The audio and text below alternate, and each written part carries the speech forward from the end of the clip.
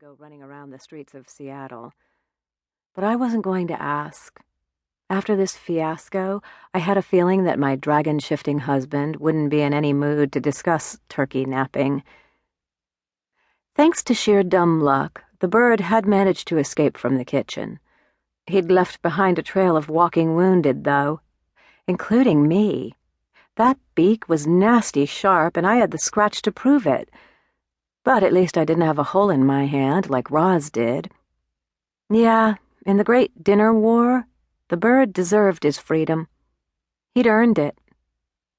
As the last of his tail feathers vanished from sight on the path leading to Birchwater Pond, I saluted him. "You've got what it takes to make it, soldier. Carry on." With one last look at the house, I straightened my shoulders and headed toward my car. We still needed a turkey for Thanksgiving tomorrow, so I might as well head out to buy one. On the upside, by the time I got back, things should have smoothed over and the mess should be cleaned up. Families. One thing was for certain. Mine was loopy, batty, and all around a freak show crew. But I wouldn't trade them for all the glitter and glitz in Otherworld or Earthside. I slid into the driver's seat, but as I inserted the key into the ignition, a shiver ran down my back. A shadow passed through me, cold and dark and incredibly ancient. Suddenly nervous, I hit the button to lock the doors. Maybe it was the wind that rattled the trees that had spooked me, or maybe it was the driving rain, or perhaps the darkness and perpetual gloom had finally managed to suck the smile off my face. Whatever the case, I glanced back at the house, anxious. PTSD, maybe? We had recently come through a horrible stretch, what with the war raging in Otherworld and losing our father. We were all still a little shell-shocked. I had been coping with a lot of nightmares and flashbacks the past few weeks, but this didn't feel like it originated from the same place. Trying to quiet my mind, I listened, breathing slowly. Inhale, exhale, inhale, exhale. Listen. At first, I could sense only the wind and rain that lashed the yard, but then, below that, there it was. Something was on the move.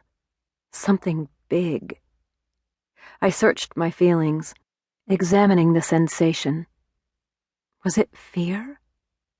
Yes, I was definitely afraid, but there was more to it than that.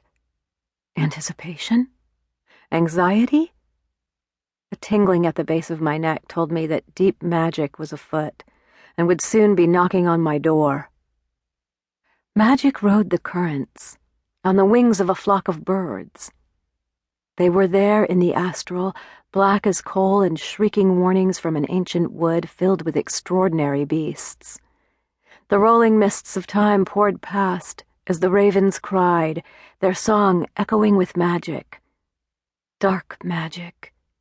Deep woodland magic. Death coming in on waves of flame and smoke. As if in sync with my thoughts, a shriek cut through the darkness, startling me out of my trance. I recognized the cry. Raven. Raven was calling. And where Raven flew, Raven Mother couldn't be far behind. And behind Raven Mother, chasing her, was a dragon. At first I flashed back to Haito, but then caught hold of myself. Haito was dead and gone. I forced myself to focus, to examine the energy that rushed past. This dragon was ancient. Not a dragon from the dragon reaches, but even older. This creature rose from the depths of the earth, come awake after eons of time asleep in its lair. As he roared to life, chasing the flock of ravens, he suddenly vanished from my sight. I found myself sitting in the car, my hand on the keys. What the hell was that all about? Almost afraid to examine the vision, I shuddered and started the ignition. As the engine warmed up, I stared into the darkness.